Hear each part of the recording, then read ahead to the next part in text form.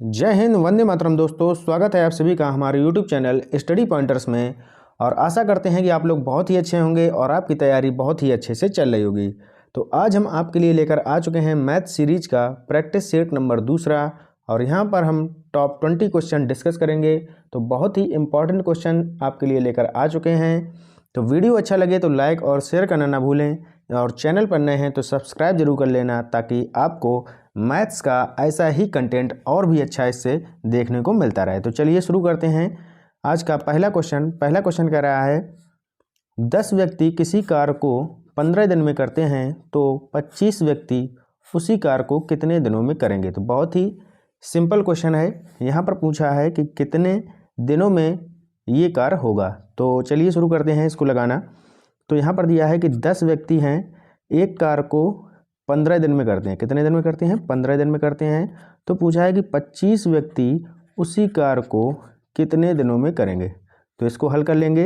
यहाँ पर हो जाएगा आपका 5 से इसको काट देते हैं। 5 तियाँ 15 और 5 25 और 5 दूनी 10 हो जाएगा। तो 3 दूनी यहाँ पर कितना हो जाएगा? 6। तो कितने दिन आ गए आपके आंसर? 6 दिन। तो ये काम हो जाएगा आपका 6 दिन में, यानी कि ऑप्शन नंबर सी यहाँ पर हमारा करेक्ट आंसर हो जाएगा। चलते हैं अगले क्वेश्चन की तरफ। अगला क्वेश्चन दिया गया है 40 किलोमीटर प्रति घंटा की चाल से चलने वाली 200 मीटर लंबी एक रेलगाड़ी को 300 मीटर लंबे प्लेटफॉर्म को पार करने में कितना समय लगेगा। तो यहाँ पर आपसे टाइम पूछा गया है। एक ट्रेन है जिसकी चाल दे रखी है। क्या दिया है? चाल बराबर आपका दिया गया है 40 किलोमीटर पर आवर। स्पीड आपकी दी गई है 40 किलोमीटर पर आवर की। और ट्रेन की लंबाई कितनी है? ट्रेन की जो लंबाई है वो आपकी यहाँ पर दी गई है 200 मीटर। कितनी दी गई है? 200 मीटर। और जो प्लेटफॉर्म की लंबाई है, तो प्लेटफॉर्म की जो लंबाई दी गई है वो दी गई है 300 मीटर। तो अगर बात करें कि इसको कितने समय में पार कर लेगी, तो आपको कॉन्सेप्ट पता होगा कि जो ट्रेन की लंबाई है और जो प्लेटफॉर्म की लंबाई है, इन दोनों को जोड़ दिया जाएगा, क्योंकि ये पूरी दूरी तय करेगी। ट्रेन अपनी भी जो उसकी लंबाई है वो भी दूरी तय करेगी और प्लेटफॉर्म की भी तय करेगी। तो टोटल जो दूरी हो जाएगी वो हो जाएगी 500 मीटर। ये आपको इतना कंफर्म हो गया।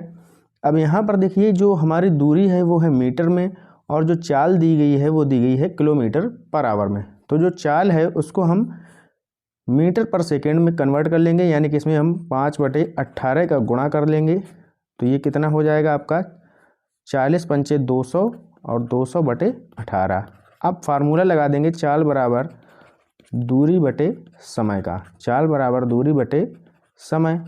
तो चाल कितनी दी गई है आपकी? 200/18। तो 200/18 बराबर दूरी आपकी दी गई है 500 मीटर। और हमें निकालना क्या है? टाइम, यानी कि नीचे आ जाएगा आपका टाइम, यानी कि समय। तो इसका क्रॉस मल्टीप्लाई कर लेंगे तो क्या हो जाएगा आपका? यहाँ पर टाइम बराबर आपका क्या निकल के आ जाएगा?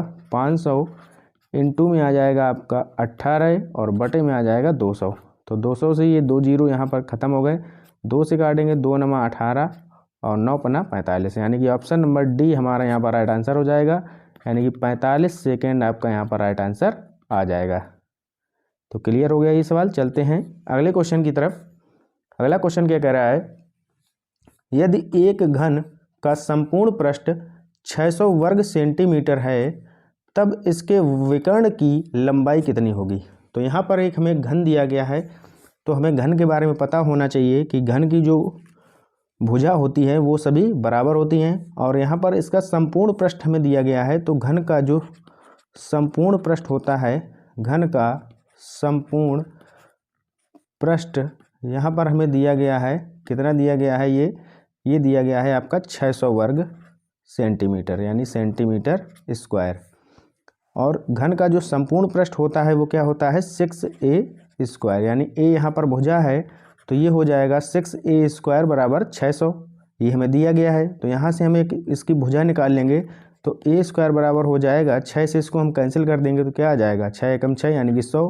और a बराबर क्या आ जाएगा आपका? 10, यानी कि भुजा निकल के आ गई 10। अब पूछा गया है कि इसके विकर्ण की लंबाई कितनी है। तो घन का जो विकर्ण होता है वो आपको याद होना चाहिए, इसका फार्मूला। यानी कि जो घन का विकर्ण होता है वो होता है आपका भुजा √3। भुजा √3। तो भुजा दी गई है आपकी 10 और अंडर √3 का हो जाएगा गुणा, यानी कि यही आंसर हो जाएगा। ऑप्शन नंबर सी 10√3 सेंटीमीटर आपका यहाँ पर आंसर हो जाएगा। चलते हैं अगले क्वेश्चन की तरफ।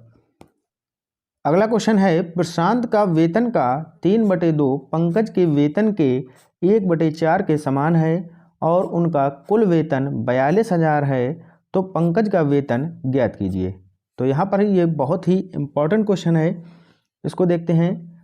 तो यहाँ पर दिया गया है कि जो प्रशांत का वेतन है, तो हम मान लेते हैं कि प्रशांत का वेतन, माना प्रशांत का जो वेतन है वो कितना है, माना प्रशांत का वेतन बराबर मान लिया हमने कि 100 रुपये है। तो वो कह रहा है कि प्रशांत के वेतन का 3/2, यानी कि 100 का 3/2 अगर निकालेंगे तो 100 का 3/2 निकालेंगे तो 2 से काट देंगे, 2 पंचे 10, यानी कि 50, और 50 का गुणा 3 में हो जाएगा, तो ये आ जाएगा आपका 150, यानी कि इसका आ गया आपका 150। तो क्या कह रहा है कि प्रशांत के वेतन का 3/2, तो हमने 3/2 निकाल लिया, कितना आया 150। पंकज के वेतन के 1/4 के समान है। तो जो पंकज का वेतन है, पंकज का वेतन जो हो जाएगा, पंकज का वेतन, तो पंकज का वेतन जो हो जाएगा उसके 1/4 के समान है, यानी कि कौन, 150। तो 1/4 जो है ये किसके समान है, 150 के। तो 1 किसके बराबर हो जाएगा, जब 1/4 बराबर है 150 के, तो 1 बराबर हो जाएगा 4 का गुणा हो जाएगा 150 में, तो ये हो जाएगा 15 चौके 60, यानी कि 600। तो 1 बराबर 600, यानी कि पंकज का वेतन निकल गया 600 और प्रशांत का वेतन हमने माना है 100। लेकिन यहाँ पर क्या कह रहा है कि उनका जो है कुल वेतन जो है वो है 42,000, और अगर हम जोड़ें तो हमारे हिसाब से कितना है, प्रशांत का है हमारा 100 और पंकज का निकला है 600, तो ये है हमारा 700। तो 700 की जो वैल्यू दी गई है क्वेश्चन में दी गई है 42,000, इनका योग 42,000 बराबर है। तो 1 बराबर क्या आ जाएगा, काट देंगे 700 से, तो 1 बराबर आ जाएगा आपका 60। कितना आ जाएगा, 60 आ जाएगा। तो 1 बराबर हमारा आ गया 60। यहाँ पर पूछा है कि पंकज का वेतन कितना होगा, तो पंकज का वेतन हमारे हिसाब से कितना था, 600। तो जब 1 बराबर अगर आपका 60 है तो 600 बराबर कितना हो जाएगा, 60 इंटू में 600 गुणा हो जाएगा। तो 6 से 6 का गुणा कर देंगे, 6 रंग 36 होता है और 3 जीरो, यानी कि 36,000। ऑप्शन नंबर डी हमारा यहाँ पर राइट आंसर हो जाएगा। तो क्वेश्चन लेंदी नहीं था, लेकिन हमें समझाने में आपको थोड़ा सा टाइम लग गया। अगर आपसे ट्रिक से करेंगे तो बहुत जल्दी हो जाएगा। चलते हैं अगले क्वेश्चन की तरफ। अगला क्वेश्चन बहुत ही सिंपल क्वेश्चन है। क्या कह रहा है, एक वस्तु का क्रय मूल्य और विक्रय मूल्य का अनुपात 20:21 है, तो विक्रेता का लाभ प्रतिशत ज्ञात कीजिए। तो देखिए, जो कॉस्ट प्राइस है यानी कि जो क्रय मूल्य है, और सेलिंग प्राइस यानी कि जो विक्रय मूल्य है, उसका रेशियो दिया गया है 20:21। कितना, 20:21। तो कह रहा है कि विक्रेता का लाभ कितना होगा। तो हमारा लाभ यहाँ पर कितना हो रहा है, 20 का लाए थे, क्रय मूल्य 20 है, 21 में बेच रहे हैं। तो देखिए यहाँ पर 1 का लाभ हो रहा है, किस पर हो रहा है, 20 पर, यानी कि क्रय मूल्य रहेगा आपका नीचे। तो 1/20 और इंटू में कर देंगे 100, क्योंकि लाभ निकालना है हमें। तो 20 से इसको काट देंगे, 20 पंचे 100, तो लाभ प्रतिशत कितना आ गया, 5%। तो यही हमारा आंसर हो जाएगा। ऑप्शन नंबर ए यहाँ पर हमें राइट आंसर मिल चुका है। चलते हैं अगले क्वेश्चन की तरफ।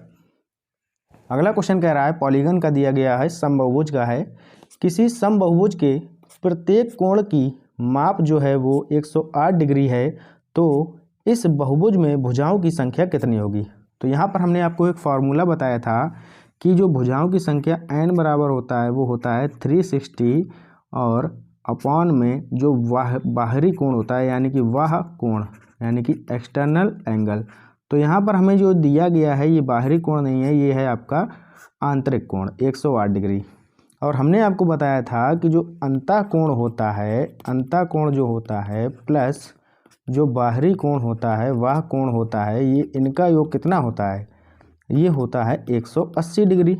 तो अंतः कोण यहाँ पर हमें दिया गया है 108 डिग्री, और बाहरी हम यहाँ से निकाल लेंगे, तो वह कोण यहाँ पे हमें निकाल लेंगे, और ये बराबर हो जाएगा किसके, 180 के। तो जब बाहरी कोण यहाँ पर हम निकालेंगे, बाहरी कोण जो आपका निकल के आएगा 180 और माइनस हो जाएगा 108, तो यहाँ पर कितना आ गया, 72। अब ये जो आ गया हमारा बाह्य कोण आ गया 72 डिग्री का।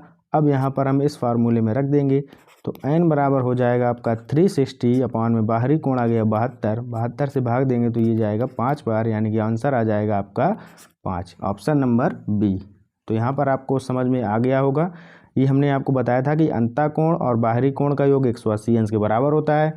यहाँ पर हमें अंतःकोण दिया गया है 108 डिग्री, तो 180 से 108 को हमने यहाँ पर घटा दिया, बाहरी कोण हमारा निकल के आ गया 72 डिग्री। तो n बराबर हमने आपका फार्मूला यहाँ पर लगा दिया 360 अपॉन में 72 और आंसर हमारा आ गया 5। चलते हैं अगले क्वेश्चन की तरफ। अगला क्वेश्चन बहुत ही सिंपल क्वेश्चन है। कह रहा है कि 1001 की घात दी गई है 2008 प्लस 1002 का अंतिम अंक यानी कि यूनिट डिजिट यहाँ पर हमसे पूछा गया है। बहुत ही सिंपल क्वेश्चन है, इसको कैसे लगाएंगे चलिए देखते हैं।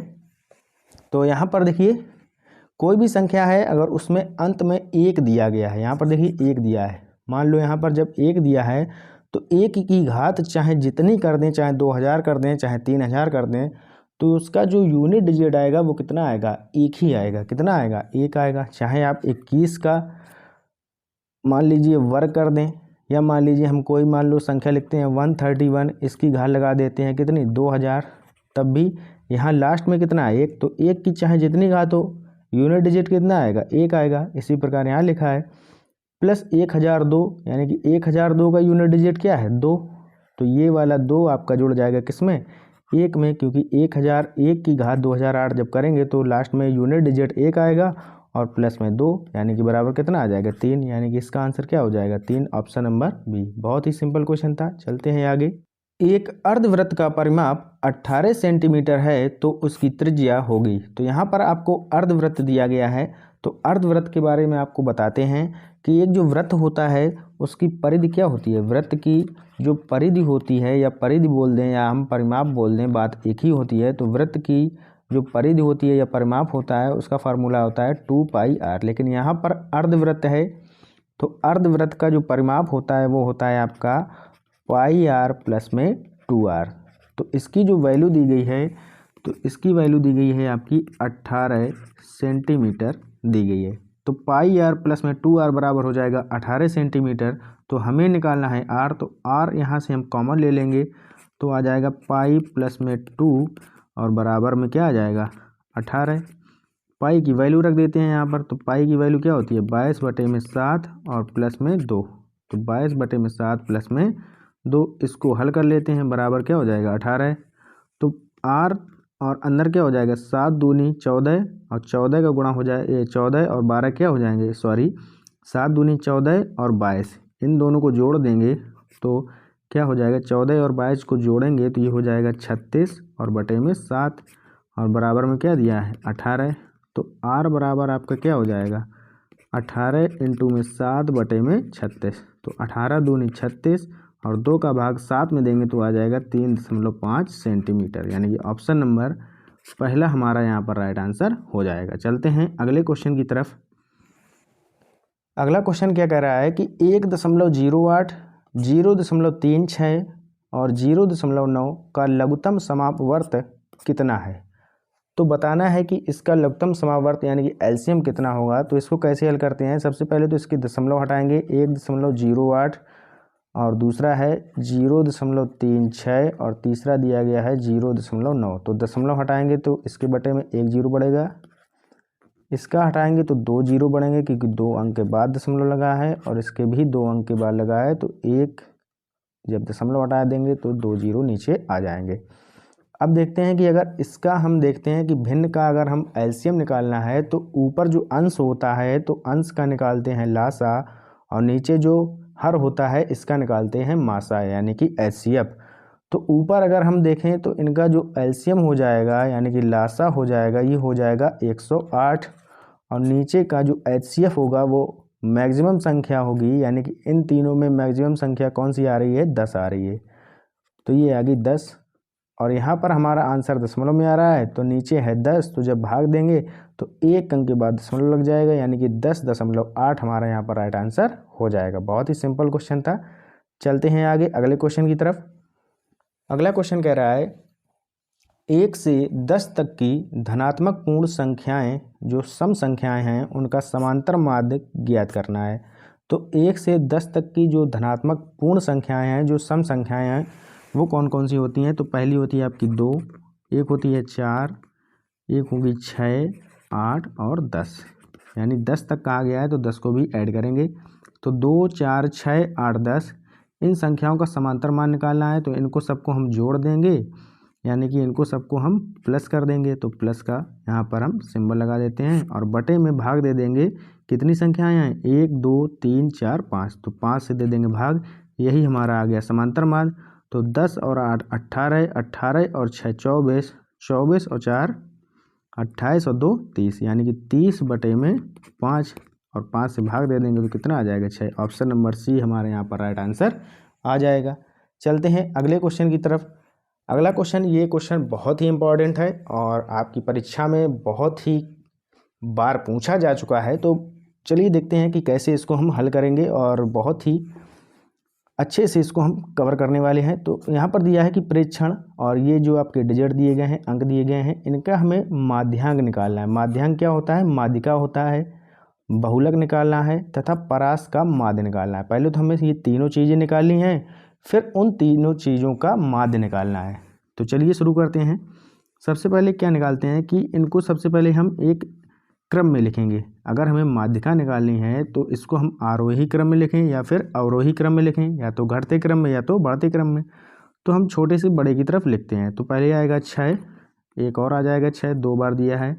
फिर इसके बाद दिया है 8, 8 2 बार दिया है तो 8 को लिख लेंगे 2 बार। फिर 9 दिया है, 9 3 बार दिया है तो 9 को 3 बार लिख लेंगे। फिर आपका दिया है 14। बस यहीं पर इतनी संख्या हो गई, यानी कि 1 2 3 4 5 6 7 8। तो माध्यिका निकाल लेंगे, यानी कि माध्यांक जो निकालेंगे तो माध्यांक बराबर क्या होता है? अगर विषम संख्या है, अगर विषम संख्या है तो एक उसमें जोड़ के बटे 2 कर देते हैं, तो वही पद हम ले लेते हैं। लेकिन यहाँ पर पद हैं 8, तो 8 हैं तो यहाँ पर आपका लेना पड़ेगा चौथा पद और पाँचवा पद, यानी कि चौथा पद जो है हमारा वो है 8 प्लस में पाँचवा पद है 9 और बटे में कर देंगे 2, यानी कि 17 बटे में 2। तो ये आ गया आपका कितना? भाग दे देंगे तो 2 8 16, यानी कि 8.5, 8.5 हमारा यहाँ पर ये माध्यांक आपका निकल चुका है। अब बहुलक की बात करें तो बहुलक क्या होता है? बहुलक बराबर क्या होता है? यानी कि मॉड होता है इसका मतलब। तो बहुलक जो होता है वो होता है कि ऐसी संख्या जो सबसे ज़्यादा बार रिपीट हुई हो, जो सबसे ज़्यादा बार आई हो। कौन आई है? तो यहाँ पर 9 आई है, ये 3 बार आई है, तो यही हमारा बहुलक हो जाएगा। तो 9 यहाँ पर आपका बहुलक निकल गया। फिर परास निकालना है, तो परास निकाल लेंगे। परास का मतलब होता है रेंज। तो सबसे बड़ी संख्या यहाँ पर जो है उससे सबसे छोटी संख्या को घटा देंगे, तो वही हमारा क्या हो जाएगा? परास हो जाएगा। तो सबसे बड़ी संख्या है 14 और सबसे छोटी संख्या है 6, तो 14 में से 6 गई तो कितना बचा? 8। तो तीनों चीज़ें अब हमने निकाल ली हैं। अब क्या कह रहा है कि माध्यांक, बहुलक तथा परास का माध्य, यानी कि इन तीनों चीज़ों का माध्य निकालना है। तो इन तीनों को जोड़ देंगे, 8.5 प्लस में 9 और प्लस में आपका कितना? 8 और बटे में कितना आ जाएगा? 3, की भी तीन ही चीज़ें हैं। इनको हल करेंगे तो कितना आ जाएगा? 9 8 17, 17 में 8.5 जोड़ेंगे तो आ जाएगा 25.5 और बटे में 3, इसको काट देंगे तो 3 8 24 बचा 1 और 3 5 15, यानी कि 8.5 आपका यहाँ पर राइट आंसर हो जाएगा, यानी कि ऑप्शन नंबर सी हमारा यहाँ पर राइट आंसर हो जाएगा। चलते हैं अगले क्वेश्चन की तरफ। अगला क्वेश्चन कह रहा है कि 3 संख्याएं क्रमशः 5:6:7 के अनुपात में हैं और उनका औसत 30 है, तो सबसे छोटी संख्या क्या होगी? तो यहाँ पर अनुपात दिया गया है कितना? 5:6:7, ये 3 संख्याएं हैं। अगर हम इनको जोड़ते हैं तो 5 6 11 और 11 7 18, तो ये आ गया 18। और यहाँ पर औसत दिया गया है। औसत क्या होता है कि जो पद दिए जाते हैं उन संख्याओं का योग बटे में पदों की संख्या। तो पद कितने हैं? 3, तो 3 से दे देंगे भाग, और ये बराबर है किसके? औसत है 30 के, तो 30 के बराबर हो गया। तो 18 बराबर हो जाएगा आपका 30 इंटू में 3, यानी 18 बराबर हो जाएगा आपका 90। तो 1 बराबर क्या हो जाएगा? 18 से भाग दे देंगे, 18 पचे 90, तो 1 बराबर 5। हमसे यहाँ पर पूछा गया है कि सबसे छोटी संख्या क्या होगी, तो सबसे छोटी संख्या कौन है? 5 है। तो 1 बराबर अगर 5 है तो 5 बराबर कितना हो जाएगा, 5 इंटू में 5 यानी कि 25। यही हमारा राइट आंसर हो जाएगा, ऑप्शन नंबर बी। चलते हैं अगले क्वेश्चन की तरफ। अगला क्वेश्चन कह रहा है रुपये 1500 पर 20% वार्षिक चक्रवृद्धि ब्याज की दर से 2 वर्ष बाद कितना मिश्र धन मिलेगा। तो बहुत ही सिंपल क्वेश्चन है। यहाँ पर चक्रवृद्धि ब्याज हमें निकालना है और वो भी 2 वर्ष के लिए। तो यहाँ पर हम सक्सेसिव केस लगा देंगे। तो यहाँ पर 20 दिया गया है, तो यहाँ पर जो सक्सेसिव केस होता है वो होता है x प्लस वाई प्लस में x इंटू वाई बटे में 100। तो x और y का मान है 20, तो 20 प्लस में 20 प्लस हो जाएगा 20 इंटू में 20 बटे में 100। तो 20 से काट देंगे 20 25 100 और 5 से काटेंगे 5 चौको 20, यानी कि 20 और 20 40 और 4 44%। तो ये आ गया आपका 44%। तो 1500 का 44% हमें जो निकाला है, तो ये निकालना पड़ेगा 1500 का 44%। तो 1500 का 44% जब निकालेंगे तो 2 जीरो से 2 जीरो कैंसिल हो जाएंगे। 15 का गुणा कर देंगे तो 15 चौके 60, बची कितनी 6, 15 चौके 60 और 6 66, यानी कि 660। तो ये आ गया हमारा चक्रवृद्धि ब्याज। क्या आ गया, ये चक्रवृद्धि ब्याज आ गया। हमसे पूछा क्या गया है, मिश्र धन। तो टोटल अमाउंट कितना हो जाएगा, पहले था हमारा जो अमाउंट था वो था 1500 और प्लस में जो चक्रवृद्धि ब्याज आया है वो आया है हमारा 660। तो इनको जोड़ देते हैं, 0 और 0 आ गया 0, 6 और 6 5 11 और 1 1 2, यानी कि 2160। ऑप्शन नंबर ए हमारा यहाँ पर राइट आंसर हो जाएगा। चलते हैं अगले क्वेश्चन की तरफ। आकृति में ABC एक त्रिभुज है और कोण ABD की माप डिग्री में क्या होगी। तो यहाँ पर हमसे ये वाला कोण पूछा गया है ABD, यानी कि ये वाला कोण हमसे पूछा गया है। तो बहुत ही सिंपल क्वेश्चन है। ये देखिए, ये कोण आपका दिया गया है 119 डिग्री का है और ये जो पूरा कोण होता है, ये वाला जो पूरा कोण होता है ये कितने का होता है, 180 डिग्री का। तो अगर ये 119 का है तो ये कितना बचा, 61 डिग्री का। तो ये 61 डिग्री हो गया। अब देखिए त्रिभुज AB और D, ये तीनों इसके अंतःकोणों का योग कितना होगा, 180 डिग्री, जिसमें कि 2 हमें पता है, एक है 62 डिग्री का और एक है 61 डिग्री का। तो अगर ये 62 का है, ये 61 का है, तो इन दोनों को 180 से घटा देंगे तो आंसर हमारा आ जाएगा 57 डिग्री, यानी कि ऑप्शन नंबर सी हमारा यहाँ पर राइट आंसर हो जाएगा और इसका आंसर आ जाएगा 57 डिग्री। चलते हैं अगले क्वेश्चन की तरफ। अगला क्वेश्चन है, यदि किसी वृत्त की परिधि 3 सेंटीमीटर है तो इसका क्षेत्रफल क्या होगा। तो यहाँ पर परिधि दी गई है, तो वृत्त की जो परिधि होती है वो क्या होती है, 2πr। तो वृत्त की जो परिधि है वो होती है आपकी 2πr। इसकी वैल्यू दी गई है 3 सेंटीमीटर। तो यहाँ से हम r निकालेंगे, r बराबर क्या हो जाएगा, 3/2π। हमसे पूछा गया है कि इसका क्षेत्रफल क्या होगा। तो वृत्त का क्षेत्रफल बराबर होता है πr²। तो पाई इंटू में r की वैल्यू है 3/2π, तो 3/2π, इसका कर देंगे स्क्वायर, यानी कि 2 बार गुणा, तो 3/2π। 1 पाई से 1 पाई आपका कैंसिल हो जाएगा, ऊपर आ जाएगा 3 त्रिका 9 और बटे में आ जाएगा 2 दूनी 4 पाई, यानी कि बटे में आ जाएगा 4 पाई।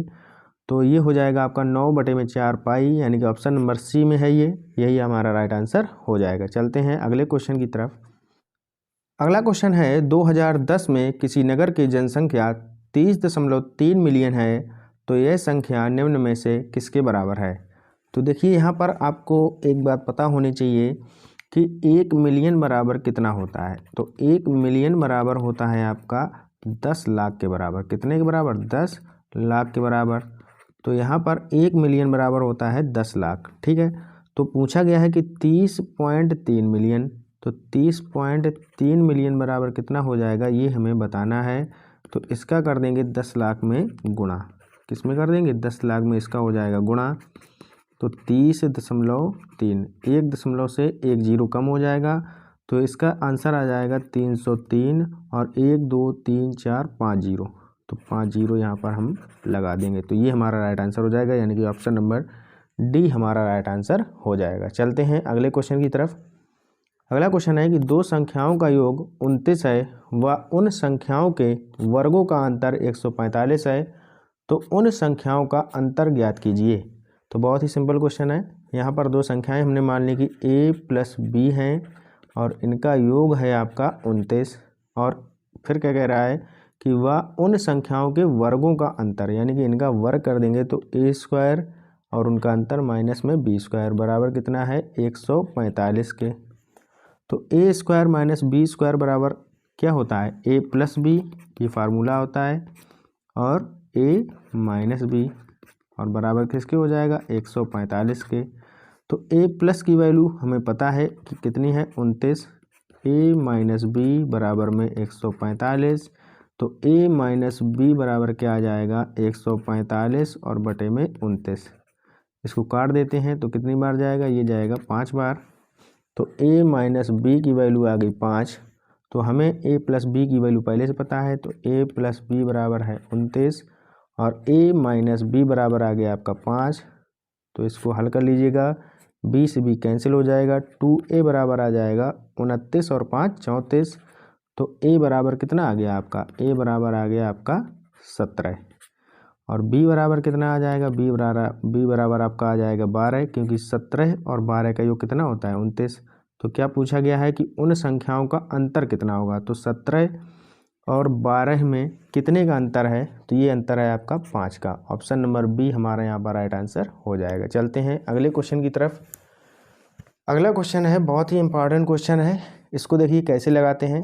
एक्स वाई बराबर दिया गया है 6 और X square Y plus X Y square plus X plus Y बराबर 63 हो, तो X square plus Y square का मान कितना होगा। तो चलिए इसको शुरू करते हैं, कैसे इसको हल करना है। एक्स वाई की वैल्यू दी गई है हमें 6 और यहाँ पर दिया गया है कि एक्स स्क्वायर वाई प्लस में एक्स वाई स्क्वायर प्लस में एक्स प्लस में वाई बराबर दिया गया है 63। तो यहाँ पर हम x कॉमन ले लेंगे तो यहाँ पर आ जाएगा x प्लस में y बचेगा, और ये हमारा पहले से ही दिया है x प्लस में y और बराबर दिया गया है 63 के।